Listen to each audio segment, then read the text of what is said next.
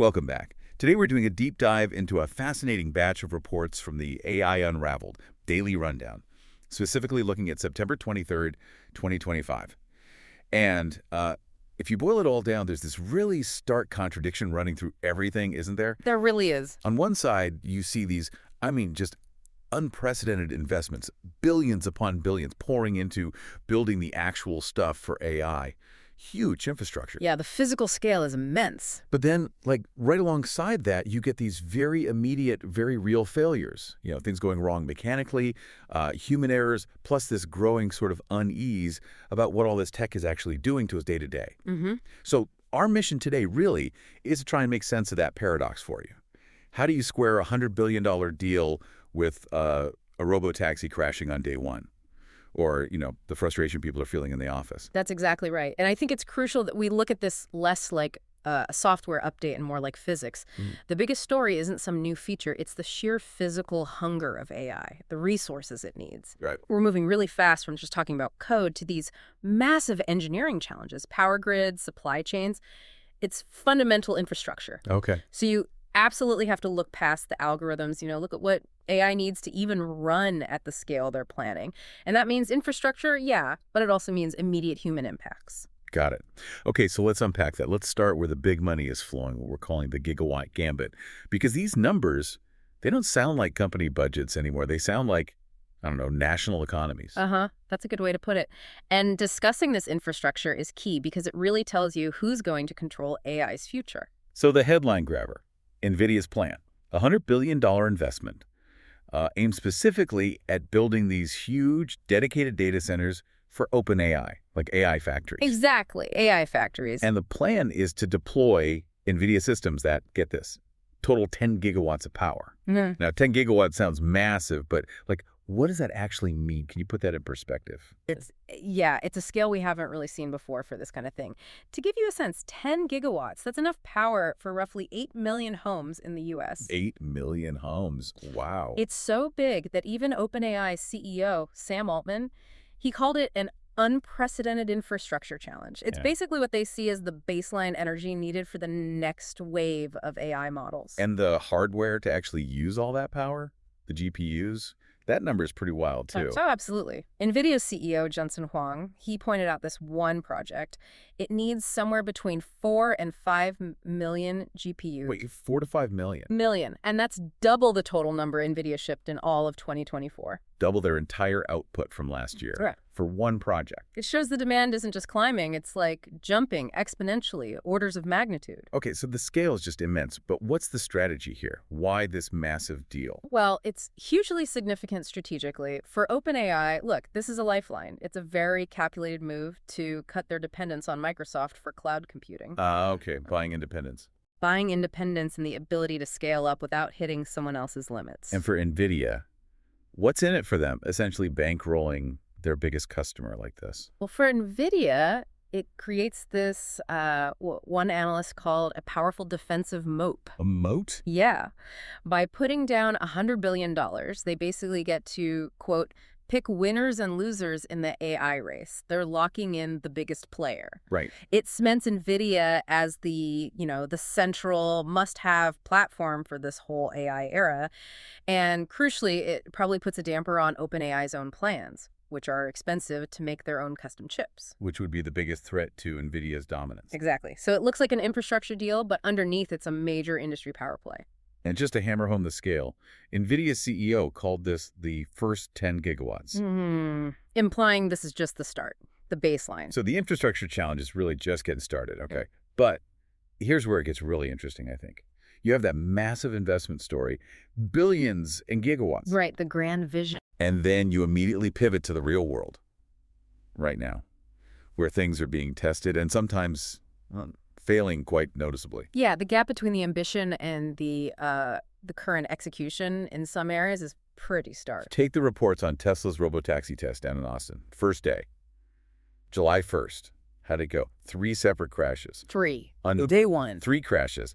And this was after the company had logged, wait for it, only 7,000 total testing miles. Hold on, 7,000? Miles. That's Look, Is that considered enough for this kind of public test? That sounds incredibly low, regardless of what caused the crashes. well, that's the critical comparison, right? So of the 3 crashes, okay, 2 were apparently other cars hitting the Tesla from behind. Okay. But the third one involved the Tesla, which did have a safety driver inside, hitting a stationary object, and someone got a minor injury. Not ideal. Now, put that against Waymo, their main competitor. Waymo reported just 60 crashes over 50 million miles of driving. 50 million versus 7,000. Wow. Okay, so yeah, that makes Tesla's initial crash rate. I mean, it's not even close. It's more than 100 times higher. Yeah, orders of magnitude, like you said before. And that kind of debut, it doesn't just wreck cars, does it? It hits public trust hard right from the start, no matter how many gigawatts you promise down the line. Absolutely undermines confidence. And this whole competence issue, it's not just cars on the ground. It plays out in geopolitics too, particularly with space launch. It's a good reminder that AI isn't the only tech race happening. That's a great point. And it's fascinating because, AI gets all the headlines, but the U.S. actually has this other key tech advantage over China right now, purely based on physical engineering, reusable And rockets. SpaceX? Exactly. There's concern from U.S. Space Force intelligence that if China really masters reusable rockets, they could put satellites and other capabilities into orbit much, much faster than they can now. And the U.S. advantage is basically SpaceX, isn't it? They've landed that Falcon 9 booster, 500 times successfully Yeah. now? Around that, yeah. 500 successful landings. And that reusability is the game changer. Without it, China needs something like 14 different kinds of rockets just to launch less than half as often as the U.S. does, mostly with that one reusable Falcon 9. Okay, so before we dig into the really human side of all this, we should probably just acknowledge how, well, everywhere this tech is becoming, even with the crashes and the space race stuff going on. Oh, definitely. The applications are popping up everywhere. It shows that the huge investment is filtering down into, well, pretty much every part of life. Take dating. Dating. Yeah, Facebook's rolling out an AI dating assistant. It's got this algorithm called Meet Cute, apparently designed to fight swipe fatigue. Swipe fatigue, wow. So AI is managing our dating burnout now. Seems like it.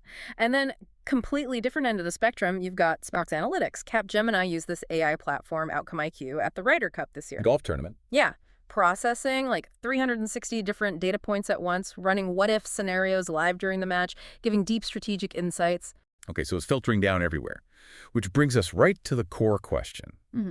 What does all this, the massive scale, the sometimes shaky rollout, the ubiquity, what does it actually mean for, the average person trying to get work done or just connect with people? Right, and this is where the cost of AI stops being this abstract thing you measure in gigawatts or billions of dollars. And it starts becoming something you measure in, like lost hours at work or increased stress or maybe even strained relationships. It gets personal. And we absolutely have to talk about this idea of workslop. That's the term Harvard Business Review came up with. Yeah, workslop. It's brilliant. It describes that stuff, AI-generated content for the office. It looks polished. The formatting's perfect. Right, looks professional. But it's shallow, it lacks substance, might even be inaccurate. And the key thing is, it dumps the job of fixing it onto whoever receives it. So it just shifts the work. Exactly. And you can measure that shift. There was a survey found 40% of U.S. workers said they got work slop just last month. 40%. And they reported spending, on average, nearly 2 hours fixing each piece of bad AI output they received. 2 hours per item. That adds up incredibly fast. It does. And if you translate that lost time into salary costs, it comes out to an invisible cost of about $186 per employee per month. Wow. That's not software cost. That's just wasted time fixing things. Precisely. The tool meant to boost productivity is creating this whole new layer of cleanup duty. And maybe even worse is the social hit. How so? Half the workers in that survey said they view colleagues who send them work slop as, well, less capable, less reliable. Ouch.